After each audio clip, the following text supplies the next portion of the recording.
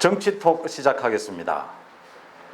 청와대 수석비서관 4명이 다음 주 교체될 예정인데 인사 기준이 강남 아파트라고 합니다.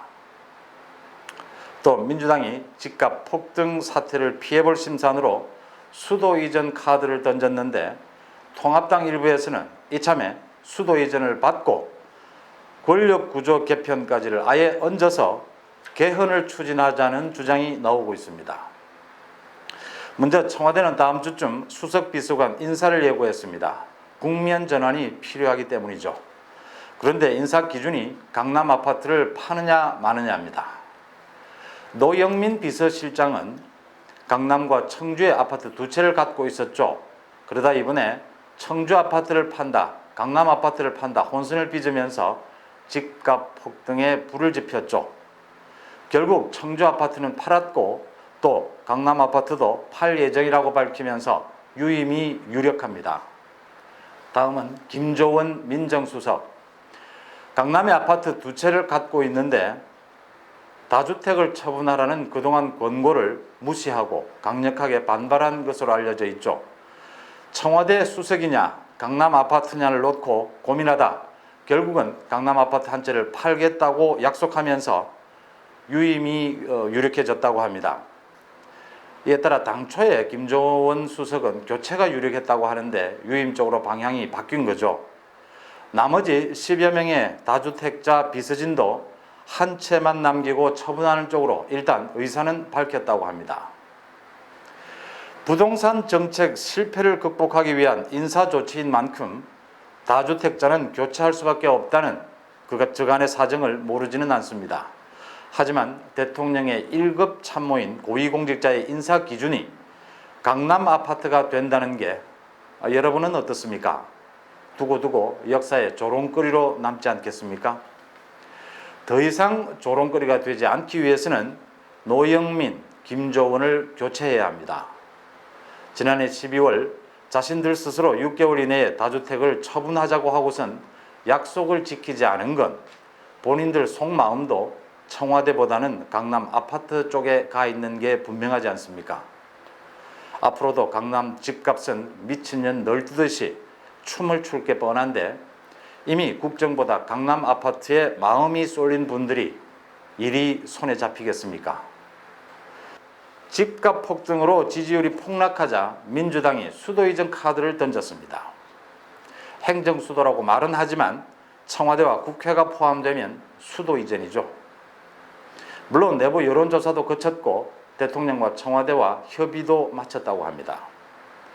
민주당이 대선 공약으로 준비하고 있던 수도 이전 카드를 지금 꺼내던 것은 그만큼 다급했기 때문입니다.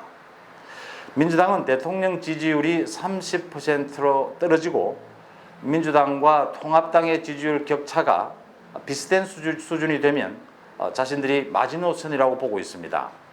국정 주도권을 완전히 잃고 회복 불가능한 상황으로 간다는 겁니다. 그런데 최근 대통령 지지율이 조국 사태 당시인 40%에 근접하고 있고 야당과의 지지율 격차도 3, 4%에 근접했습니다. 발등에 불이 떨어진 거죠. 수도 이전은 노무현 대통령이 선거에서 재미를 좀 봤다고 할 만큼 노무현 문재인으로 이어지는 히든 카드입니다. 명분은 국가 균형 발전이죠. 수도 이전 뒤에는 공공기관 추가 이전, 서울대 이전 등이 줄줄이 예정돼 있습니다. 공공기관 추가 이전은 이미 이전의 효율성 부분에 대한 용역 연구가 끝나 있어서 발표만 남아 있습니다. 민주당이 대선 공약인 수도 이전 카드를 이 시점에 던진 건 집값 폭등 국면을 전환하는 데 이어서 야당의 분열을 노려서 전국 주도권을 되찾자는 겁니다. 이에 따라 김태년 원내대표가 국회 연설을 시작으로 이낙연, 김경수, 김두관 등이 일사불란하게 찬성하고 나서면서 여론몰이를 시작했습니다. 야당도 물론 이를 알죠. 그래서 이 프레임에 말려들지 않기 위해서 일단 악마의 타이밍이다. 무책임하고 불가능한 수도 이전을 취소해라. 이렇게 주장을 하면서 거리두기에 나섰습니다. 하지만 정진석, 장제원 두 사람은 앞장섰죠. 우리가 더 적극적으로 수도 이전을 추진하자. 벌써 야권에는 균열이 일어나기 시작한 겁니다. 민주당이 계산한 대로입니다. 지난 2010년 기억하시죠? 행정 수도를 놓고 이명박 박근혜가 팽팽하게 대립했던 적이 있습니다. 이명박은 노무현의 행정 수도를 취소하자는 거고 박근혜는 그대로 추진하자는 거였습니다. 이명박은 수도권의 주장을 대표했고 박근혜는 지방의 논리를 대변했죠. 이같이 수도 이전의 문제는 계층별, 지역별 이해관계가 복잡하게 얽혀있는 나라 전체를 뒤흔들 빅카드입니다.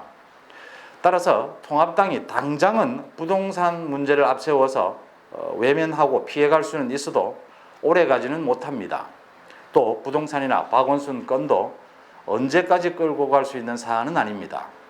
그래서 야권 일부에서는 이참에 민주당의 수도 이전 카드를 받고 거기에다가 권력구조 개편까지를 얹어서 개헌 카드를 다시 여권에 던지자는 주장이 나오고 있습니다. 어차피 수도 이전을 위해서는 위헌 문제를 넘어야 합니다. 또 제왕적 대통령제를 바꾸자는데 여권도 반대할 수가 없기 때문이죠. 특히 개헌 문제가 제기되면 전체 대선 판도를 뿌리채 뒤흔들 것이기 때문에 여권도 계산이 제각각일 수밖에 없습니다. 균열이 불가피하다는 얘기입니다. 국가 균형 발전과 권력 구조 개편이라는 국가적인 숙제를 야당 주도로 풀 수 있는 혹이라는 겁니다. 부동산 폭등, 오거돈, 박원순 성추행, 권력형 비리에 대한 검찰 수사 차단, 이런 복잡한 현안들이 얽혀있고 충돌하는 가운데 터져나온 수도 이전과 개헌이라는 빅카드, 국민들을 앞에 두고 여야가 펼치는 치열한 수싸움이 시작됐습니다. 정치톡 마치겠습니다.